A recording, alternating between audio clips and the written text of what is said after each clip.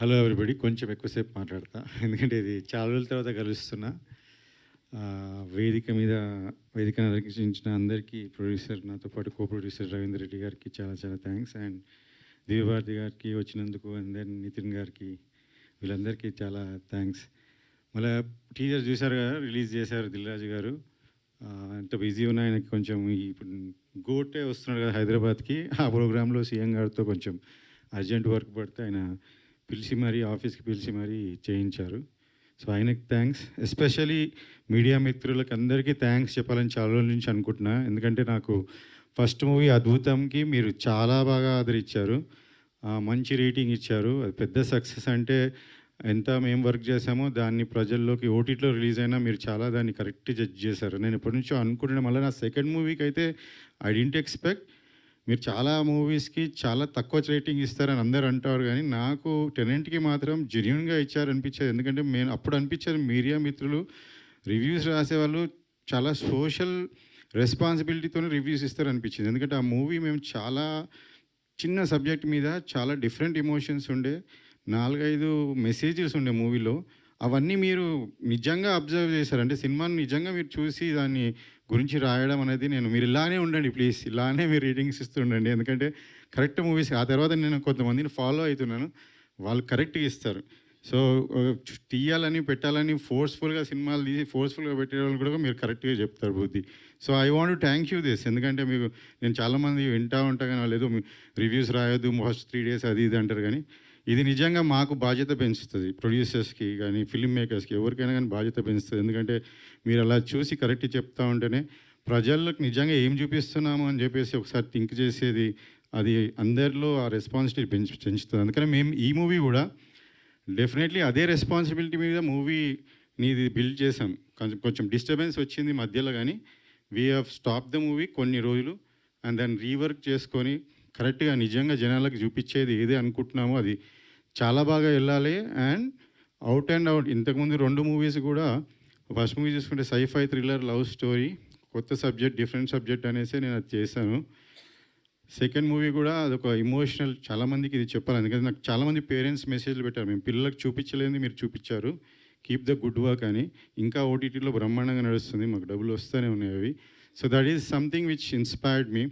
And ఇప్పుడు కూడా నేను మాస్ మసాలా నేను నిజంగా వెళ్ళాను, కాకపోతే ఇందులో కరెక్ట్గా ఒక ట్రై చేద్దాం, ఆ తర్వాత కావాలంటే చేద్దాం, మనకు ఆ జానర్ సెట్ అవుతుందా లేదా అనే ట్రయల్ బేసిస్గా నేను ఇది కొంచెం మోడరేట్ బడ్జెట్లోనే మంచి సినిమా అవుతుంది అనుకొని నేను ఇది స్టార్ట్ చేశాను. సో మధ్యలో ఇంకా స్క్రిప్ట్లో అది ఫస్ట్ విన్నప్పుడు లైనే ఉండే, డెవలప్ చేసుకుని స్టార్ట్ చేసినప్పుడు ఎంటర్టైన్మెంట్ వర్క్ బాగుండే, కానీ సినిమా మొత్తం ఫుల్ఫిల్లింగ్గా లేకుండే. సెకండ్ హాఫ్ అండ్ ఆల్ 2-3 సార్లు వర్క్ చేయాలన్నా కానీ అంతకుముందున్న డైరెక్టర్ వర్క్ చేశాడు, but it was not satisfying.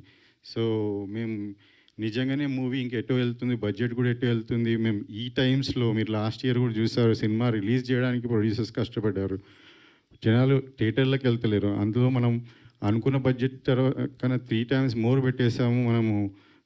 Half cinema కూడా కాలేదు. Plus it was not fulfilling, ఏదో మిస్సింగ్. దానికి ముందున్న team they were not cooperating, not working. So నేను అది తప్పనిసరిలో కొంచెం డిసిషన్ తీసుకోవాల్సి వచ్చింది. అంటే ఎక్కడికి వెళ్తున్నామో మనం ఈ డబ్బులు అట్లీస్ట్ మనం చిన్న ఎంతమంది 100 మంది పని చేస్తుంటారు, 1000 మంది ఫ్యామిలీస్ సినిమాల మీద డిపెండ్ అయి ఉంటారు, వాళ్ళకి ఇస్తలేము మనం. వాళ్ళు కొట్లాడుతుంటే 10%, 20% కూడా ఆలోచిస్తున్నాం.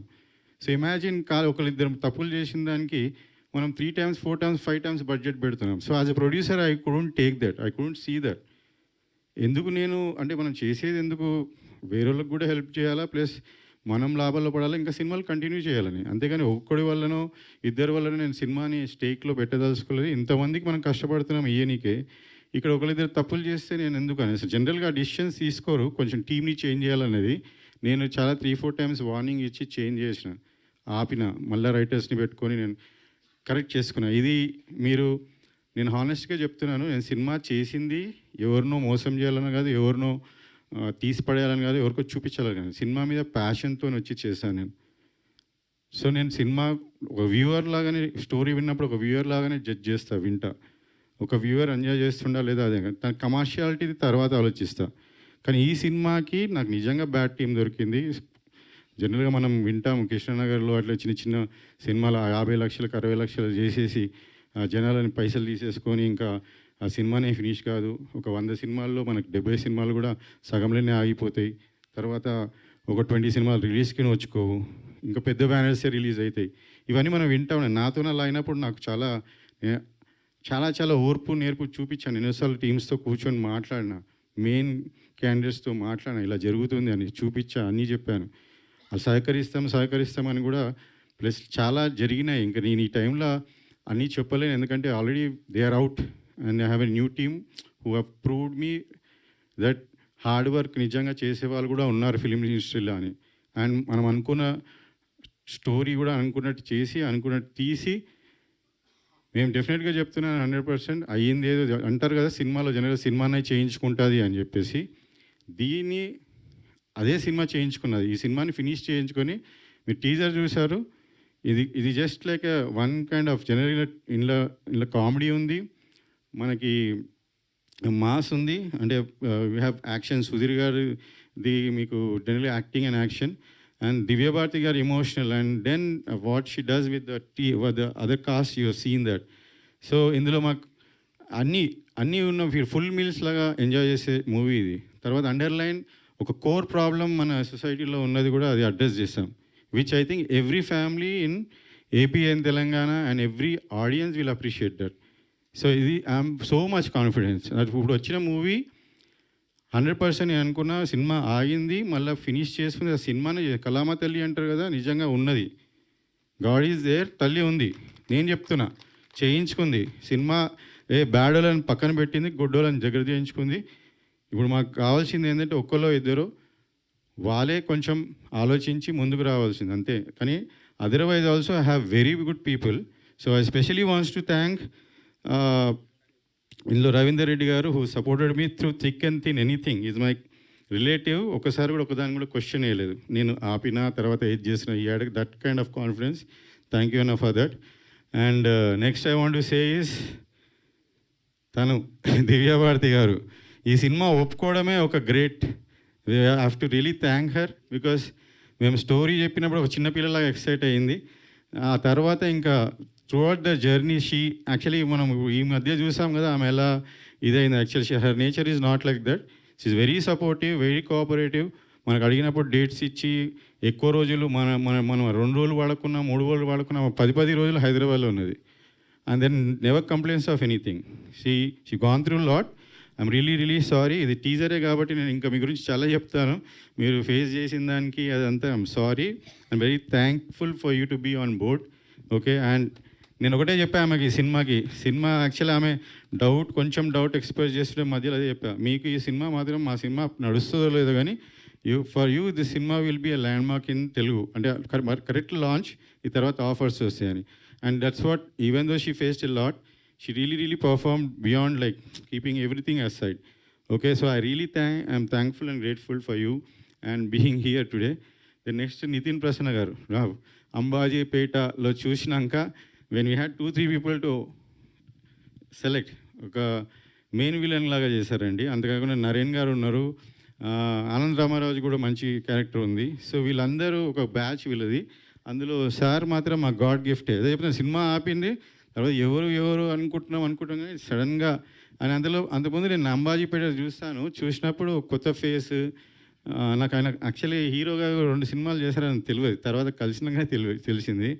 కానీ ఆ క్యారెక్టర్ అది నాకు ఎందుకో టీవీలో చూసినప్పుడు నాకు ఉండిపోయింది, కొత్త విలన్ బాగానే ఉన్నాడు అనుకొని. సో మా దాంట్లో వచ్చి మళ్ళీ మెయిన్ విలన్ అన్నప్పుడు I didn't doubt it. So thank you sir for accepting the role and being here doing it, performing well. ఆయనది మీరు నిజంగా ఆయన కూడా ల్యాండ్ మార్క్ మూవీ అవుతుంది. ఇప్పటి నుంచి మెయిన్ విలన్స్లో మనకు ప్రకాష్ రాజ్ గారు ఎట్లా కొంతమంది ఆయన ఆ స్టేజ్కి డెఫినెట్గా వెళ్తారు, because he's got that aura in the screen presence and aura when is acting. So ఎక్కువ చెప్పారు నేను, నెక్స్ట్ మీరు సినిమా చూడండి. ఓకే. సో అలా ఈ సార్ కొత్త నాకు ఫస్ట్ టైం సినిమాని ఇందాకనే స్టేజ్ కిందనే తెలిస్తే సార్ మీరు మాట్లాడండి రమ్మని చెప్పి స్టేజ్ పిలిచారు.